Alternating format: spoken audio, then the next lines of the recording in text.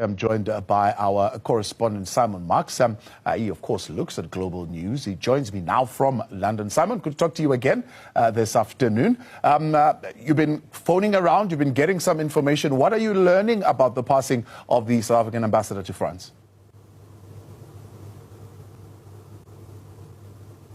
Well, this is an exceptionally sad and tragic moment, of course, for all of the ambassador's colleagues at the South African embassy in Paris, for his colleagues at DIRCO and within government.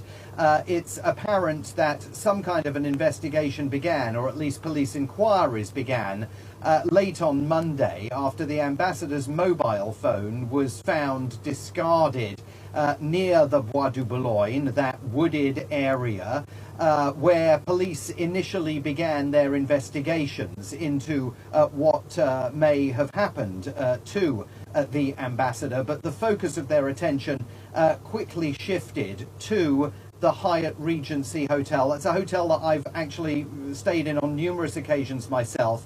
It is itself a landmark in the French capital. And it looks right out directly at the Eiffel Tower.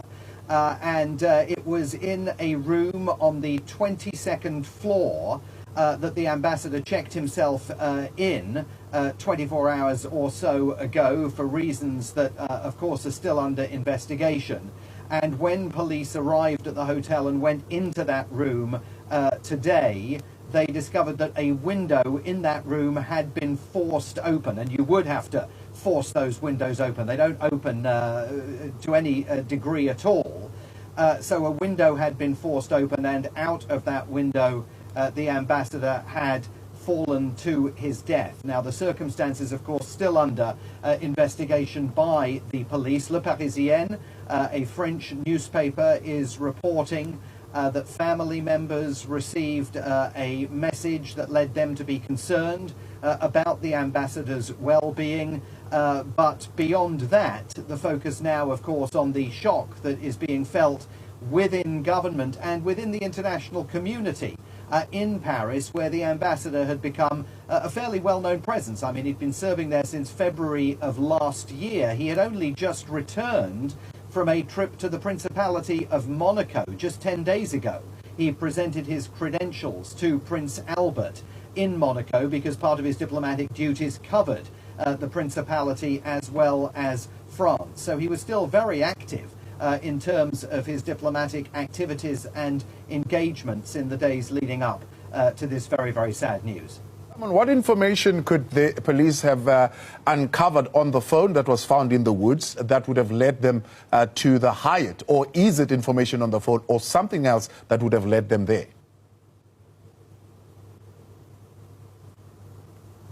Yeah, we're very unclear about that at the moment, Thabo. The police in Paris have been at pains to say, even earlier today, that they were still not ready to announce that they had declared a formal investigation into the whereabouts of the ambassador. Of course, as the day has gone on, we have learned that that investigation, following the discovery of his body, has begun. I think that there will be questions, of course, about how that phone came to be discarded in the Bois de Boulogne. As your contributor from Paris was explaining, that's not particularly close to the Hyatt Regency, where the ambassador apparently checked in. It's unclear at what time of day he checked in, why exactly he chose that particular location, and of course police will want to rule out any possibility of foul play. So they have, again, according to Le Parisien, been talking to family members of the ambassador to find out exactly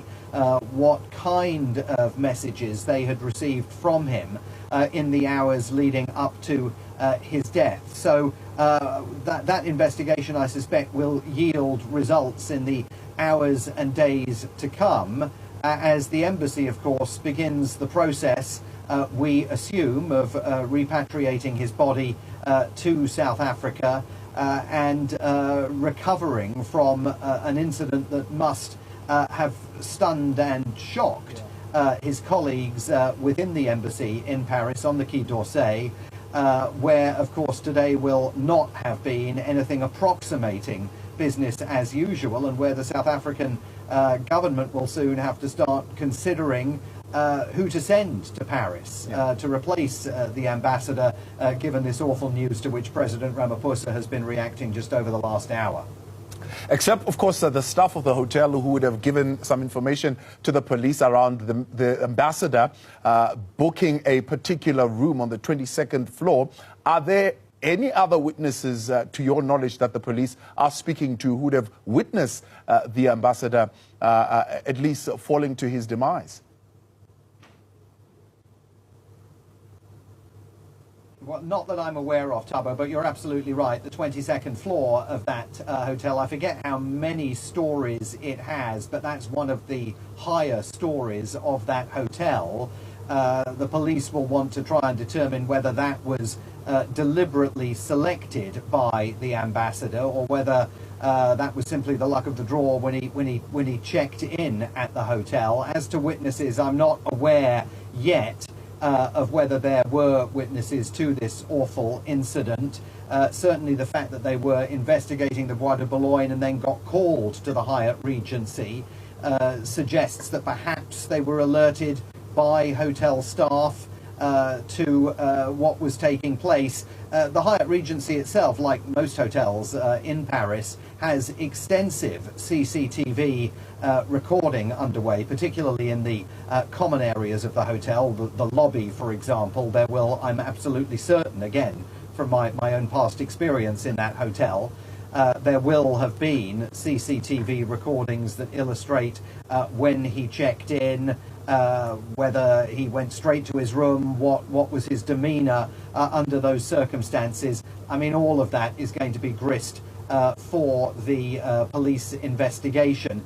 I think it's also important to underscore that his death leaves a vacuum for the South African government in Paris at a very important time in terms of the bilateral and multilateral relations. I mean, he also, in his capacity as South African ambassador to France, served as South Africa's principal diplomatic contact with UNESCO, the United Nations Educational, Science and Cultural Organization, and he had been holding meetings with UNESCO, again, within the last few days, over the last couple of weeks, to help lay the groundwork for the G20 Leaders Summit that President Ramaphosa will be hosting at Nasrec in Johannesburg in November. So he was actively involved in his diplomatic work, certainly up to a couple of weeks ago. I can't yet report exactly what he had been doing over the course of the last few days, but there was evident activity by the ambassador, much of it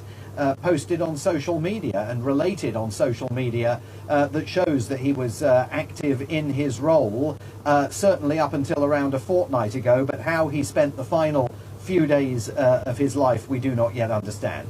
What do we know about the team that has been deployed for this investigation from the French authorities? And in your experience, Simon, of covering such events, and particularly the police system in Paris, how effective are they in such investigations?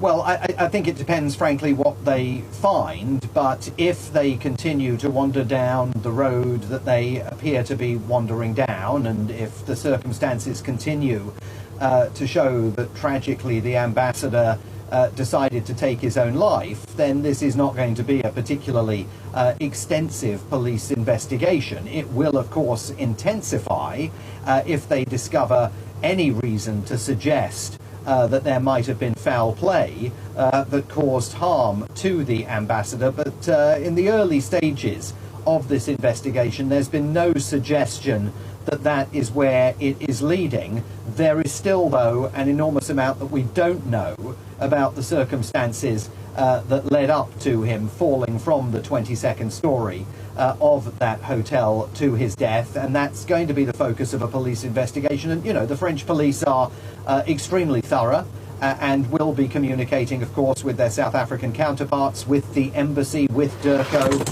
and ultimately with the presidency, as well, of course, as with primarily the ambassador's family, to convey any information that they are able to glean. Simon, I appreciate your time and your intervention. That is our correspondent there, Simon Marks, joining us live from London. He has been, of course, getting some information and piecing it together as much as we are trying to do so here in South Africa to get to the bottom of actually what could have led to the demise of the ambassador in France. That is Nathi Mthethwa. That's, of course, news that we are getting that is now being confirmed indeed, the passing of the ambassador, including some of the tributes that are beginning to come in, including from his own party here in South Africa, the ANC, that has issued a statement on his passing, as well as DIRCO that has issued a statement on his passing, saying that the government of the Republic of South Africa announces with deep sorrow and profound regret the untimely passing of His Excellency Ambassador Nkosinathi Emmanuel Mthethwa, South Africa's ambassador to the French Republic.